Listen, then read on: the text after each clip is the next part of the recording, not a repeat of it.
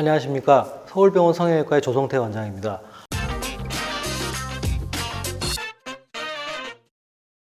코에 시술하는 미용적인 부분에 대해서 설명드리도록 하겠습니다. 얼굴의 형태가 두 가지가 있는데요.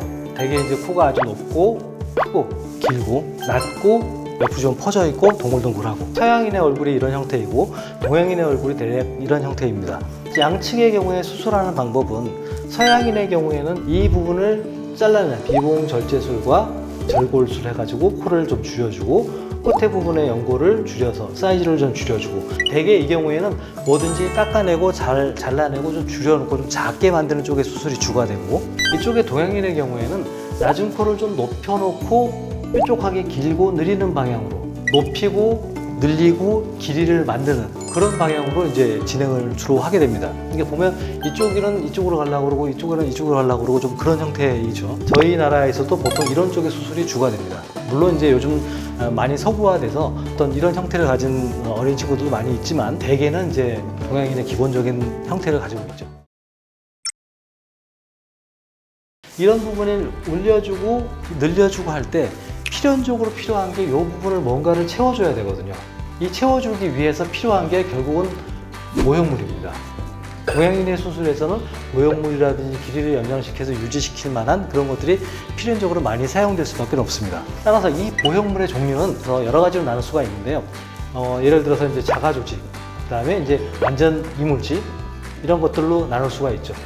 자가조직 같은 경우에는 보통 지방이라든지 연골, 뼈 조직을 사용하게 되는데, 지방 같은 경우에는 이제 진짜 순수한 지방을 사용할 수도 있고, 진피지방이라고 해서 엉덩이나 아랫배 쪽에서 피하, 진피를 포함해서 떼어서 이제 이식하는 방법도 있습니다. 또한 이제 연골은 귀연골이라든지 비중격 연골, 비경골 뭐 이런 정도 사용할 수 있고, 골 조직은 뼈를 직접 띄는 건 이제 두개골에서 띄기도 하고, 장골이라고 그러죠. 이쪽에서 띄기도 하고 그러죠. 이런 것들이 이제 실리콘이고, 이 실리콘들이 이제 위쪽 부분에 콧등에 들어가서 부족한 부분을 채워주게 되는 거죠. 그 외에 고어텍스라든지 실라텍스라든지 아니면 매드포라든지 최근에 이제 메쉬라든지 뭐 여러 가지 재질이 많이 개발되어 있습니다. 어쨌든 자가조직을 많이 사용하는 경우도 있고 이물질을 사용하는 경우도 있고, 이물질 같은 경우에는 또 감염이나 그런 문제만 없다면 넣어놓고 문제가 생기면 빼버리거나 제거하기 아주 쉬운데, 이 자가조직 같은 경우에는 들어가서 어떤 문제를 일으키거나 이런 거는 거의 없죠. 다만 이제 코의 미끈한 라인 뭐 이런 걸 만들기는 이물질이 조금 낫고, 그래서 장단점은 있습니다.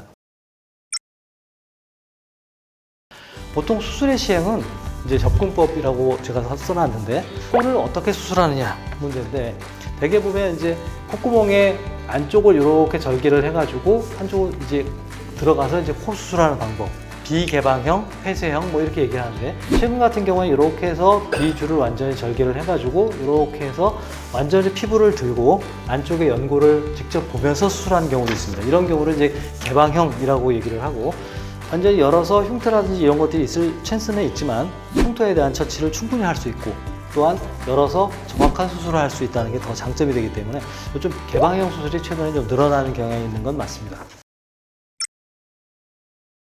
가장 기본적이 되는 거는 보통 융비술이라고 하는 방법이 1번이고요. 이 융비술이라고 하는 거는 이제 콧대를 이렇게 올려주는 거죠. 모형물을 집어넣어서 높아지게 하는 방법. 그래서 이렇게 실리콘이 이렇게 들어가게 되는데요. 코의 형태를 이렇게 보면 코가 이렇게 각도져 있고 이 부분이 제일 낮고 하거든요. 실리콘이 들어가서 안착되는 거는 보통 이런 형태로 안착이 됩니다. 그래서 코가 좀 높아지게 되고 모양도 좀 잡아주게 되고 그렇죠.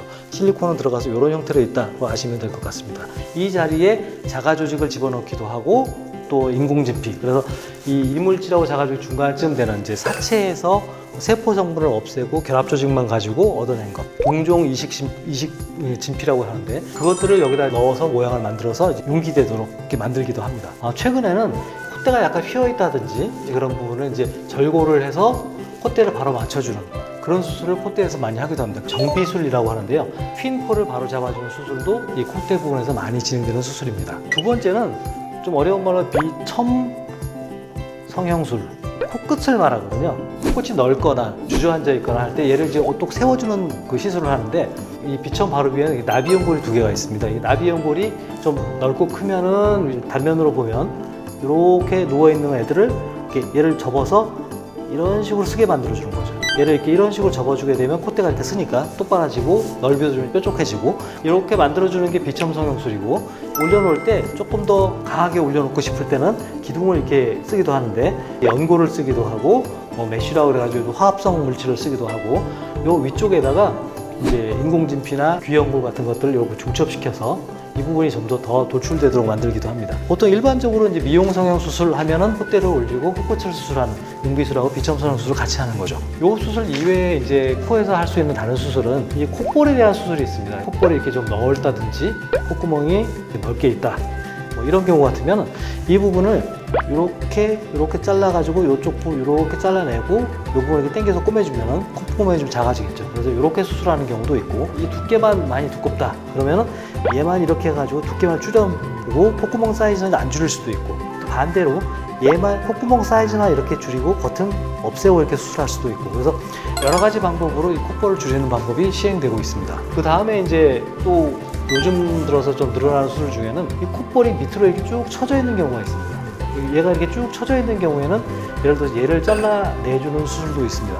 혹은 얘는 제 위치에 있는데 이 비주, 코의 가운데 이 부분이 뒤로 퇴축돼서 이렇게 들어가 있는 경우도 있습니다. 이런 경우에는 이 비중격, 연골에서부터 확장시키 연골을 이식해서 퇴축된 비주를 좀 늘려주는 그런 수술도 시행을 많이 합니다. 콧볼이라든지 코에 대한 수술들은 서로 복합적으로 많이 사용하고 또 하나 최근에는 코 주변에 연관된 부분을 수술을 하는데 코의 모양이 예쁘게 생겼는데 여기서 입이 쭉 튀어나와가지고 이렇게 생겼다. 그러면 비구순 각도라고 그러는데 이 각도를 좀 올려주는 수술을 합니다. 그래서 여기다가 모형물을 넣든지 아니면 코끝을 좀 세워주든지 올려주든지 하면서 코를 이렇게 쓰게 만들어 주는 거죠. 그래서 비구순 각도를 이렇게 이 부분이 올라오도록 비구순 교정술 뭐 이래가지고 보통 옆얼굴 개선이라고 표현을 많이 하는데 그렇게 해서 수술하는 경우도 많이 있습니다. 코의 수술은 여러 가지 보형물을 사용한다든지 또 이식물을 사용한다든지 여러 가지 복잡한 시술들이 많이 시행됩니다. 이런 보형물이라든지 이식물에 의해서 2차적으로 감염이라든지 2차 변형이라든지 여러 가지 합병증이 생길 가능성도 많이 있습니다. 따라서 코 성형 수술은 전문의의 정확한 진단하에 정확한 수술을 하시기를 당부드리겠습니다. 감사합니다.